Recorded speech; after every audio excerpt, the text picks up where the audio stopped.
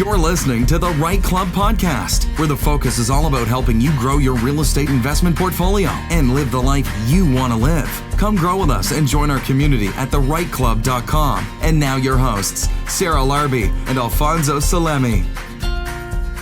My focus is more on running a business than it is specifically just real estate. I don't read a ton on real estate, but I read a ton on building businesses and the tycoons and different industry leaders that may have absolutely no real estate. And to me, it was about building a business and then trying to figure out how that worked in real estate. Because I've laid drywall before, but I'm terrible. Like I can't paint. You know what I mean? I'm not a good contractor, and there's so many things in there that I'm not good at. I feel like I'm good at building businesses, but it takes a lifetime of work to become an overnight success, right? I've been trial and error for years and years and years. Then I lose it, and then you make mistakes. I go with the saying, I will dig to China with a plastic shovel. Like I'm not going to quit. So it's impossible to stop that. And problems are, business is nothing but problems. So if you want big goals, you're going to solve big problems. And I know people sometimes say that, but they don't understand. It's nothing but problem solving. That's all a business is. So one of the good things, people are like, oh, you're busy. I'll be honest. The less I do, the more I do.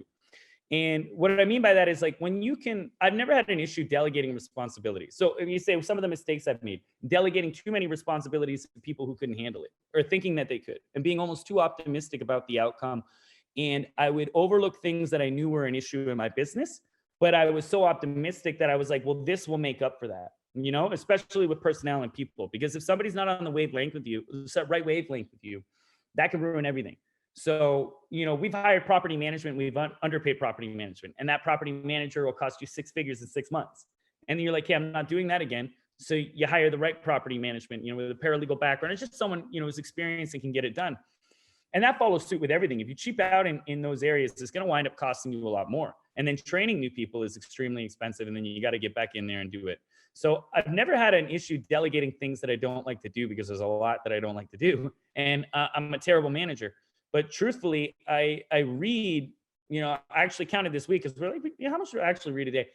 And between audiobooks and articles, it's about 4 to 6 hours a day. That's the majority of my reading. So, last year I struggle to say I was managing. I say I was mentoring managers at that point, but now we've built even over the past, past year, really, we built up an executive team. So now my stuff comes to me on a report on Friday.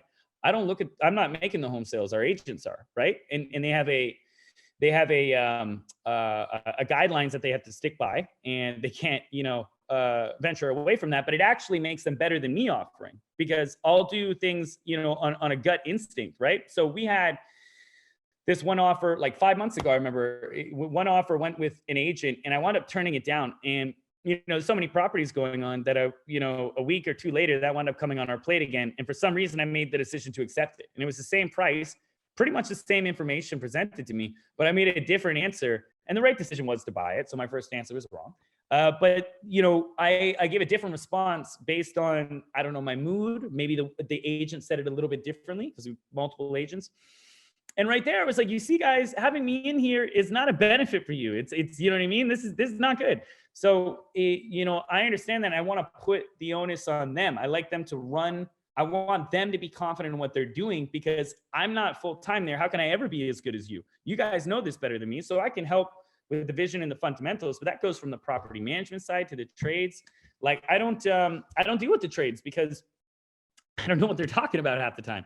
So, we have a few site supervisors and a project manager. We're fortunate to have, 3 people with engineering degrees on our team, like a couple of our site supervisors, but our COO is an engineer as well too. And so, that working with people like that and understanding your strengths and weaknesses is extremely important, because that's the only reason I'm able to do it. Like eFresh Meals, same thing there. We, I got a really great team there, and I have one meeting a week for that, but it's run by an executive team that's much smarter than me and what they do. They've been in the food industry for 20 plus years. They've worked with, Good Food, Chef's Plate, and the list goes on and on. And so, in any company, same thing with the landscaping company. We have an incredible general manager. We got a great team there. So that's really the key. I am terrible without the right team. Like terrible, because I'll keep going. And if the team fails, then they're failing everything. So really the key is for me is the team, for sure. That's awesome. Yeah, team is super important. And just for perspective, I mean, how many businesses do you have? Like, I mean, obviously you have the real estate acquisition business, but can you share with us the other businesses? I know you mentioned eFresh Meals. That's another one there.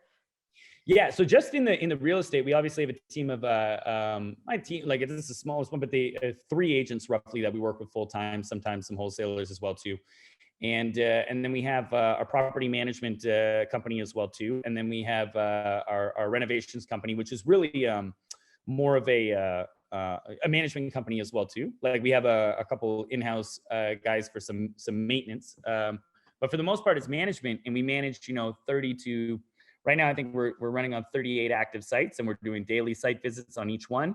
And so it's managing 100 plus sub trades at any given time, and that's the key to our business. We operate like like developers, really, right?